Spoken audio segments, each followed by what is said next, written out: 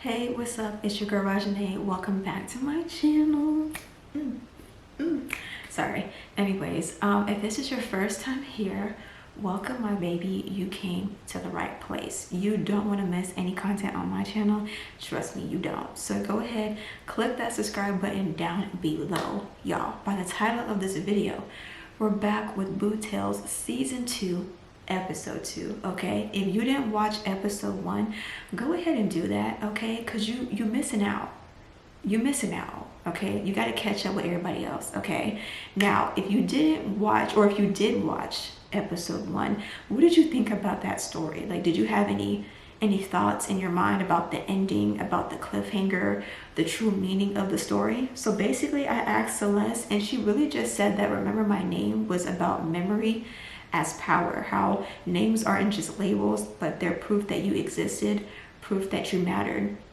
When a person's name is forgotten, they're socially erased, like their stories, their grief, their small daily details just vanish. So the story uses supernatural horror, The Collector, to dramatize real stuff, how communities, institutions, or individuals can eat someone's existence through neglect, misnaming, gossip, or basically indifference. So it was basically saying how some people may just say people's names for clout and just to say it, but not put in the history behind their name. Because when people leave this earth, sometimes their history and everything about them is forgotten and nobody cares about it. They just care about the name itself, if that makes sense.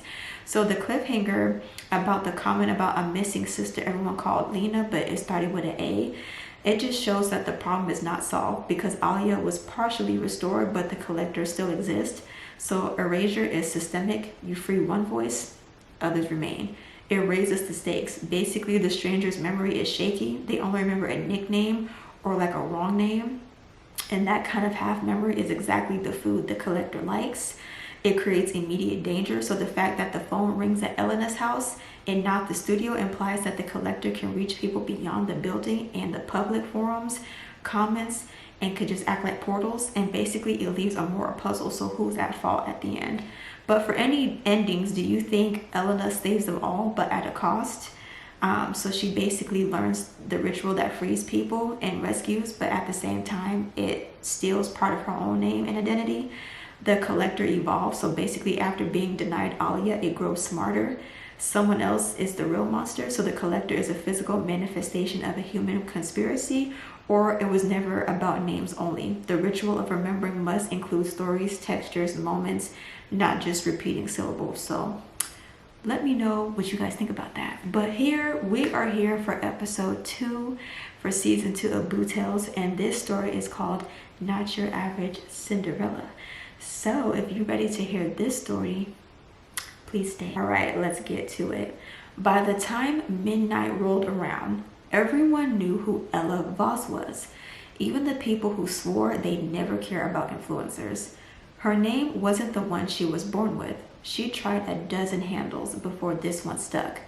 At Ella Voss, glided through feeds like a glass shard catching light, slicing attention clean from anyone else. It started with a DM she almost deleted. Ever After Collective. We see you. Do you want everything you've ever wanted?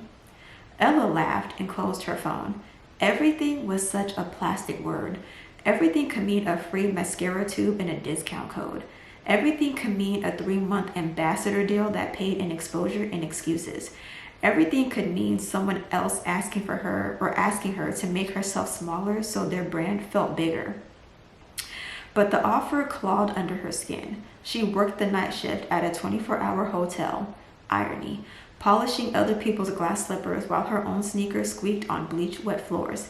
She edited content in the smoking area behind the dumpsters, layered captions over the clang of ice machines, and uploaded from a bathroom stall with a half ceiling tile missing. Dang, girl, were you... What motel? Hotel? Excuse me. Hey, well, you gotta start somewhere. We're not judging. We listen, but we don't judge. We see you. The words had teeth. Her followers were loyal and few. They sent heart stickers when she posted late night get ready with me's. They prayed her edges laid for the promo she never quite landed. They said, "You're next," like it was a spell. Ella loved them and also ached for more. To be next, not almost. When the collective followed up, it was with a calendar invite and a location pinned like a secret. A warehouse in the industrial district, once a textile mill, now a content studio that smelled like soft plastic and singed hair. Inside, the walls were matte black and swallowed sound. A single neon clock glowed 11 with no brand, no numbers, just light. A woman waited under it in a suit the color of smoke. "I'm Meryl," she said, as if her name had been carved out of bone. "People call me the fair grandmother when they're being rude." She held out a hand. "We turn girls into legends." "Want to be a legend?" Ella tried to laugh, but it came out small. "I want to be able to pay rent without learning to juggle." I know that's right, Ella. She gets it. Then, because the room made honesty easy, "I want to stop being almost." Meryl assessed her like a dress form. "You have the face for it, the hunger, and the timing." She tilted her head toward the clock. "The only price is you have to keep to midnight." "What happens at midnight?"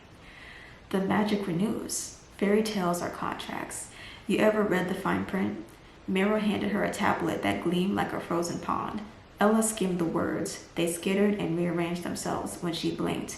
Brand obligations, content cadence, exclusivity, reputation clause.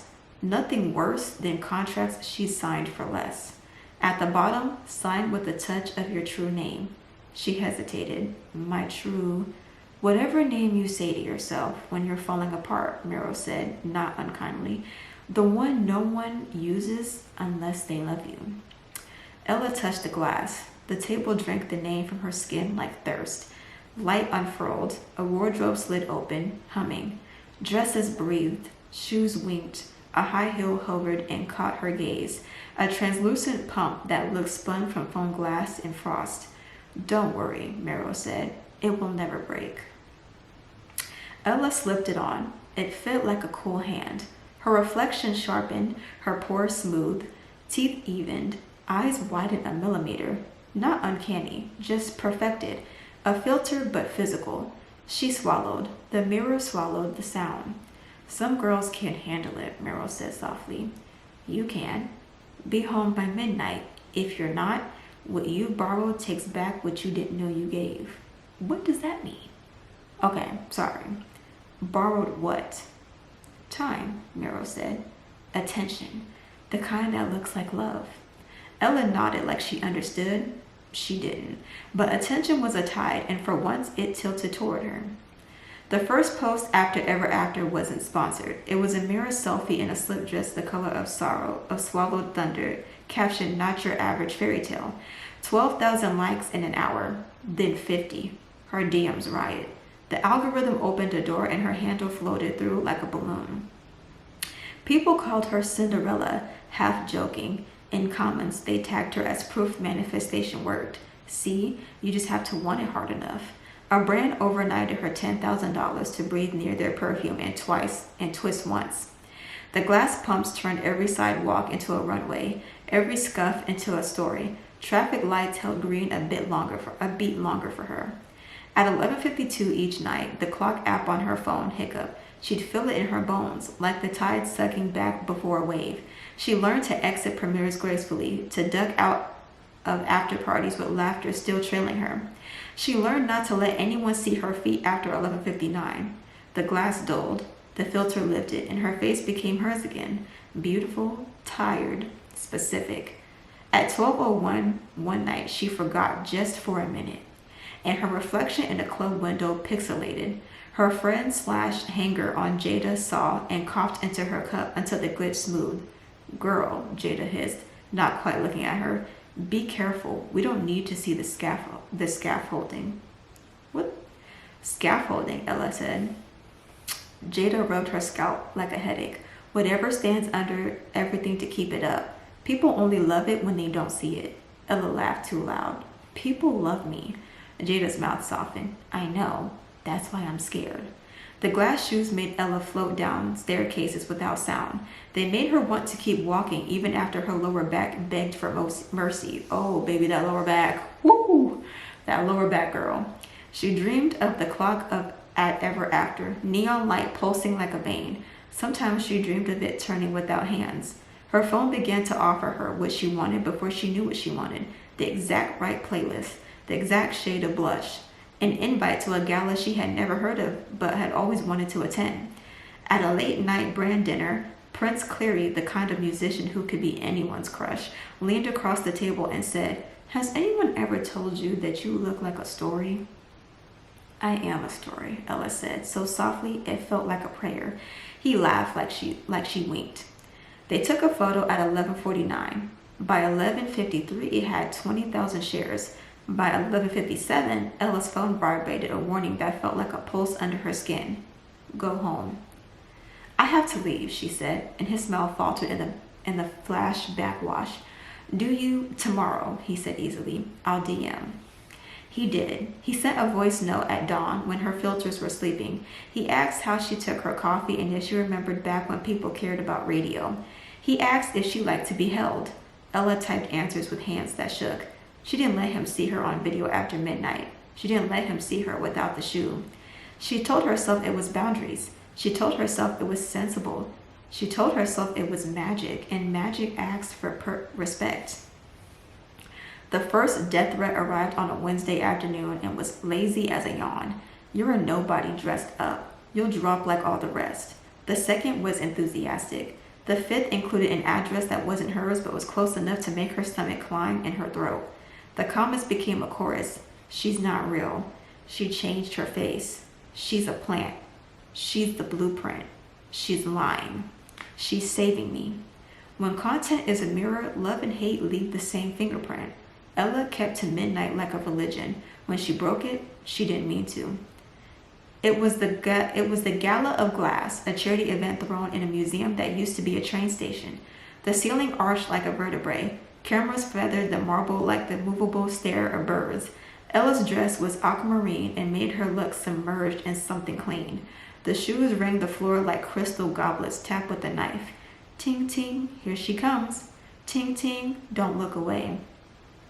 At 11:55, Prince Cleary swung through people toward her, and for a second she forgot the clock. His face was stupidly earnest. He took her hand and didn't squeeze, just held it like he remembered how human hands worked.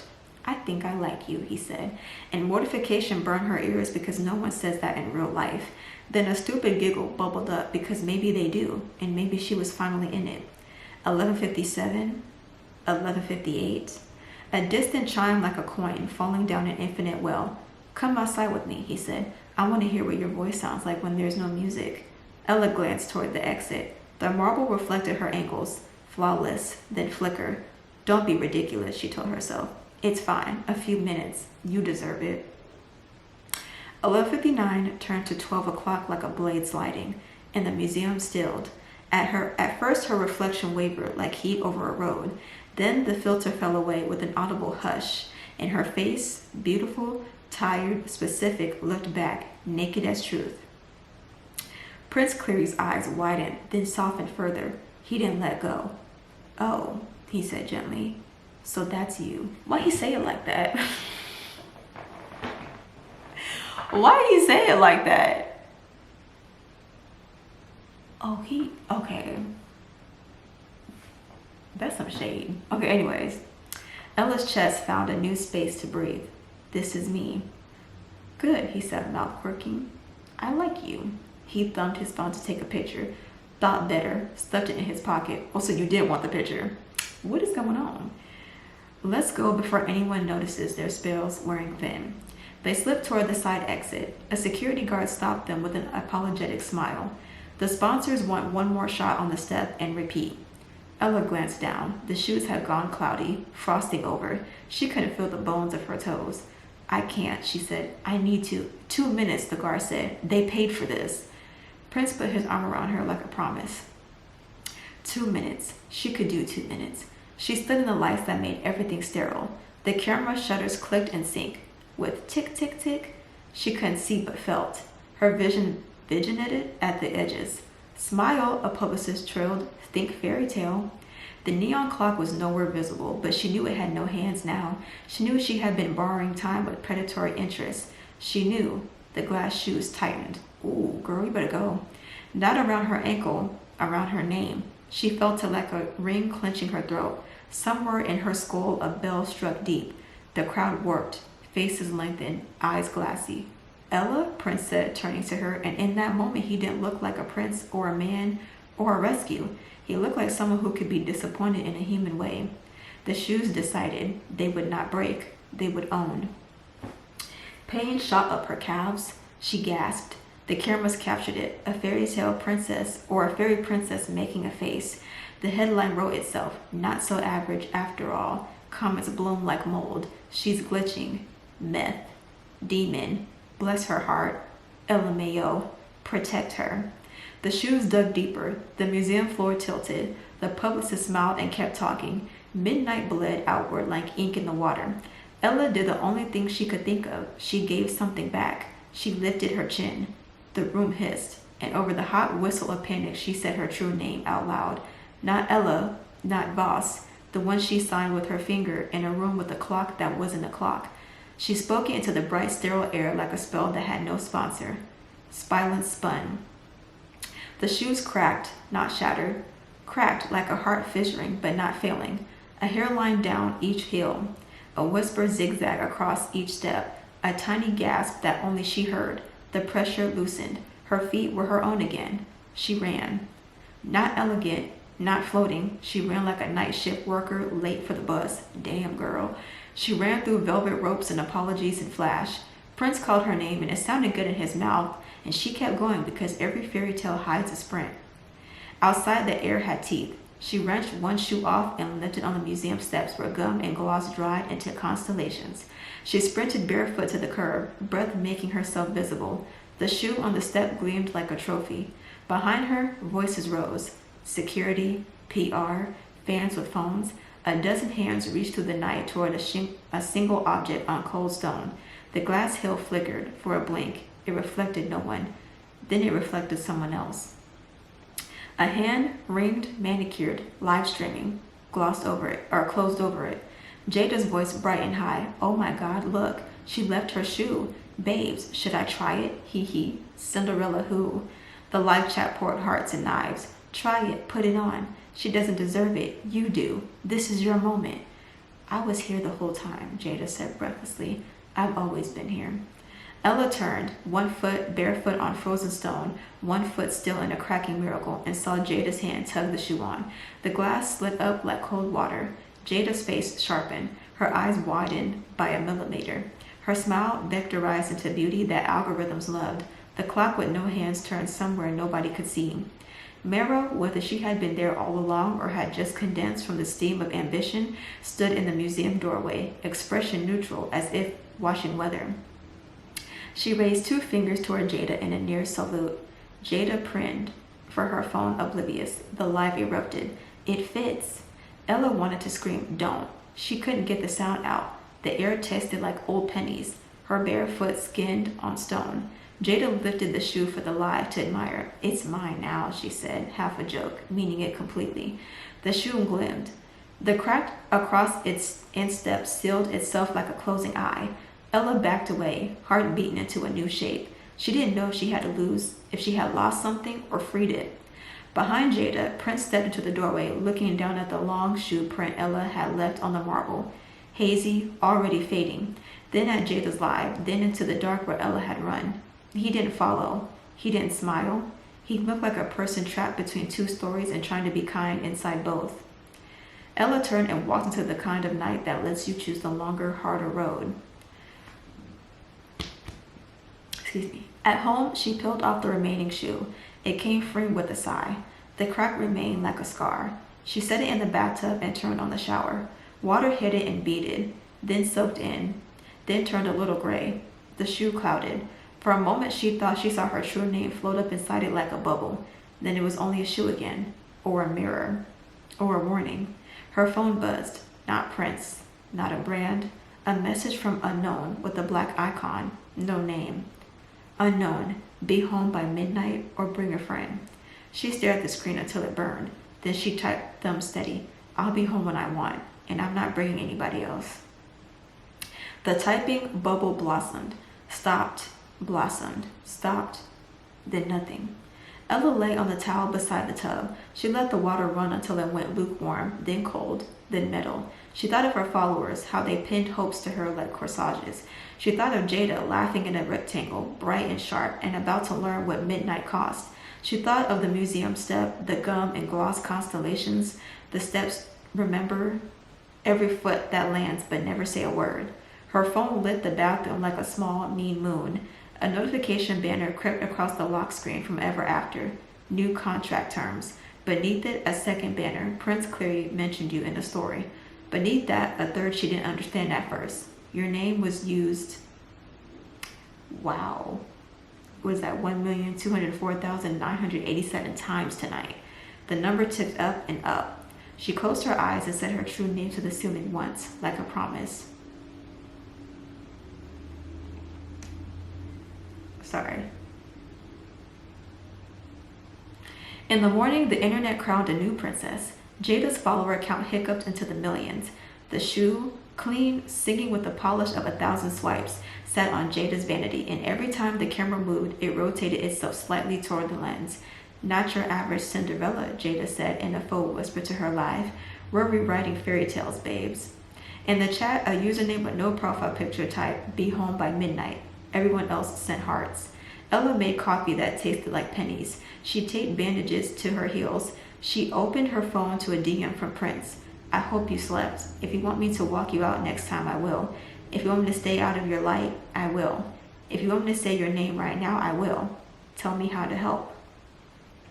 She stared at the message until it blurred. Then she wrote back, say it when nobody's watching. He replied with a voice note. He said it, her unmarketed name. Quiet and careful, like handing something back he hadn't taken. For a minute, the room smelled like rain. The shoe in Ella's bathtub made a tiny sound, like a hairline cracking further or a seed shell splitting. Her phone buzzed again. Another unknown. Another black icon. This one was a calendar invite for tonight. Location, the same warehouse with the matte black walls. The note field read, bring both shoes. Bring a friend if it helps. We love a story. Ella didn't RSVP. She put her phone face down. The clock on the microwave ticked very softly. She wished for a wall of silence and got instead the soft, insistent hum of an appliance trying to be helpful. At noon, her doorbell rang. She checked the peephole and saw nothing but a white box with a silver bow. On the lid, an embossed logo, Ever After. No card. Inside, wrapped in tissue that smelled like clean money, lay the second pair of glass shoes. No cracks, no history, new magic, preloaded. Under them, a handwritten note in neat, boneless script. Midnight is when the world decides who you really are. If you want to be someone else, be brave enough to pay for it. Ella folded the note back into the tissue like she was tucking it into her mouth. She set the new shoes beside the cracked one drying on a bath mat. 3 glass mouths open in a row. Her phone lit up with Jada's live. The thumbnail flashed teeth, tiara, triumph. In the background of Jada's frame, something shaped like a clock flickered on the wall. Not numbers, just light, turning without hands. Ella's bathroom mirror fogged, though the water had been off for an hour. On the glass, a message ballooned backward as if written from the other side. Come home by midnight, Ella, or we'll come for you. She didn't scream. She didn't even flinch. She wiped the words away with the towel and watched them reappear, paler, smaller, like the last echo of a song. Not your average fairy tale, she said to no one, and her voice sounded like someone who had stayed past curfew once and knew how much it cost. She dressed in sneakers and a hoodie and pulled a baseball cap low.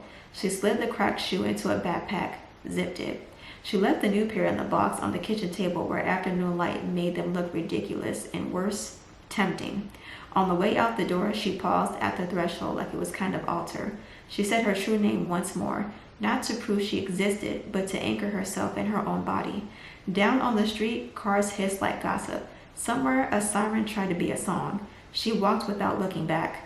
Behind her on the kitchen table, the new shoes shifted 1 millimeter closer to the edge of the box, as if sniffing for a foot. The clock on the microwave lost a minute that didn't go anywhere. And in Jada's live, the comments flooded with a question that bubbled up from nowhere and everywhere at once. Whose name will he say at midnight? The stream glitched for a breath. When it smoothed, the clock behind Jada had inched forward, and the reflection in the shoe was not Jada's face at all. It was Mero's. She lifted one finger toward the glass. not a warning, a countdown. 3, the live cut out. Oh my gosh. First of all, that was a really long that was a long story. Wow. But I was trying to make it lengthy, make it detailed, so I guess Celeste came with the details. But I kind of felt like there were some moments when I was reading where I was like kind of lost and trying to figure out what was even happening. But let me know in the comments down below. But let me go ahead and read the moral of this story. Fairy tales aren't about deserving, they're about deals. In a world where attention is currency, be suspicious of gifts that come with curfews. If a story asks you to trade your true name for a prettier one, it will always come to collect. First your midnight, then your mirrors, then your choices. Hold tight to the name only you say to yourself when no one is watching. Make sure the love you earn belongs to you, not to the shoes that carried you there. And if you ever have to run, run barefoot. Better a blistered heel than a borrowed life. Interesting. Here we go. So we got the real true moral, just in case if that one was a bit complex. So basically, there's a couple of morals to learn from this story. 1, don't trade your true self for attention, if that makes sense. So Ella's true name was what equals her authentic self. Okay, the glass shoes / filters equals the illusion of perfection that social media and brands sell. And once you give up your real identity for clout, you're basically signing a contract where someone else owns your story. Okay, so yeah, we're back. So basically the first moral was basically don't trade your true self for attention, which basically means don't like sell your soul in a sense to try to get ahead in life. I believe when the video is posted already, I did a video of my 5-year anniversary of being on YouTube for 5 years, and that was one of the things that I did say was about being yourself on social media, being yourself as a content creator. You know what I'm saying? Because there are already content creators and influencers and whatnot. There's already a them. So you don't need to sit there and try to be someone else or be something that you're not so that you can get ahead, because most likely the repercussions of that or the solution or the outcome of it is not going to be the one that you really want, and then you're going to be too far in to the point where you're really not going to know how to get out of it because you've been doing it for so long just because you wanted to make it, because you wanted the views, because you wanted to be famous. You really got to ask yourself, was it even worth it? The other moral was the spotlight is rented, not owned. So fame and attention aren't permanent. Midnight always comes. If you build your worthy only on validation, when it disappears, you risk losing yourself completely. Ooh, another clock it, baby. Clock it, okay? And I like that because spotlight is like fame and attention like isn't permanent. You know what I'm saying? Like, I don't know. Sometimes it's one of those things where people love you one minute and then the next minute they don't love you. They don't like you because you may have an opinion or a comment that you made or whatever the case may be. So, you know, things like that, you know, come and go. It's not always like stable. And I like how it says like midnight always comes. You know what I mean? So it doesn't really last for a while. It doesn't really last forever.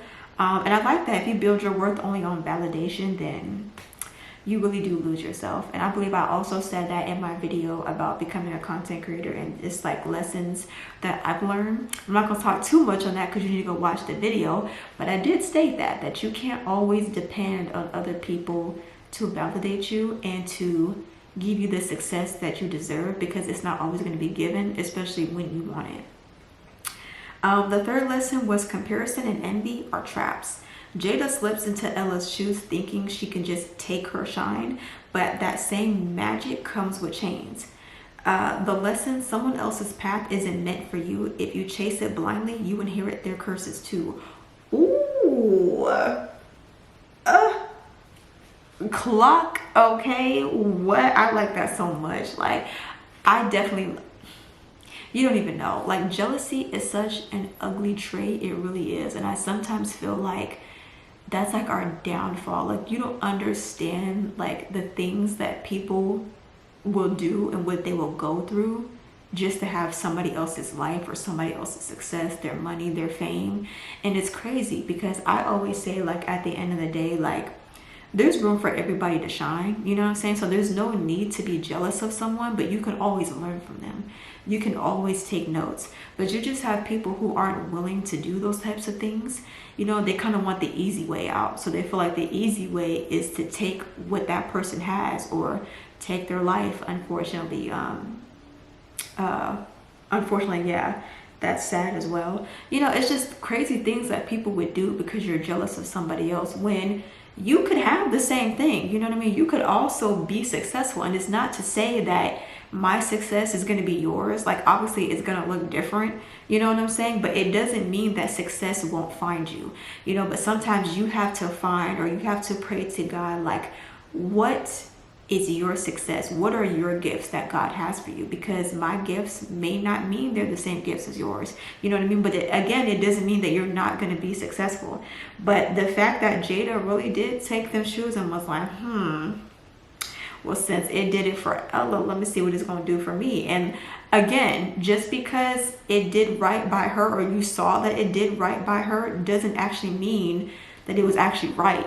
You know what I mean? Like, it looked good on camera in front of, like, the cameras on the red carpet, the blogs on social media, but you don't know what she was dealing with behind the scenes. So sometimes you should always want what you see somebody else have, because again, you don't know what they're going through behind closed doors, just to even receive that, just to have those things.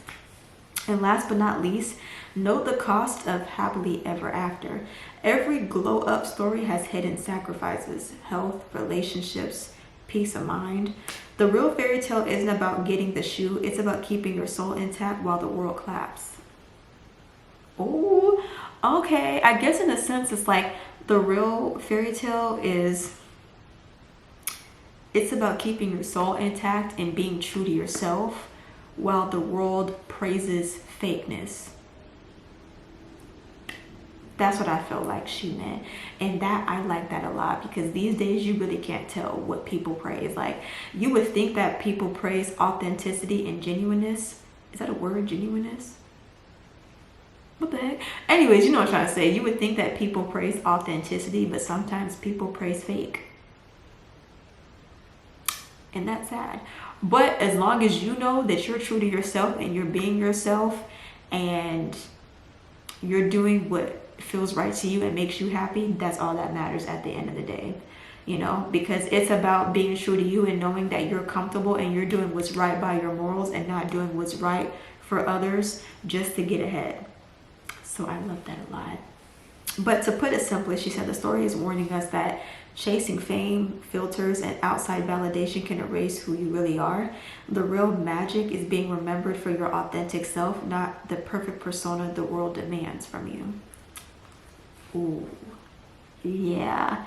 Snaps in around the world, baby. I love it. Okay, yeah. But without further ado, I'm gonna end it here because my camera already overheated. But y'all, how was that story? Because I wasn't expecting that story to be hella long. Like, my mouth was dry. Where my water at? I wasn't expecting it to be that long, but I can say, wow, that's crazy. What, you know what? But I do think I got some questions from the story that need to be answered, because Prince Clearyfield, Clefairy from Pokemon, I don't know. I'm just trying to figure out, was he juggling between Jada and Ella? Cause was he into both of them, or like, what's the deal?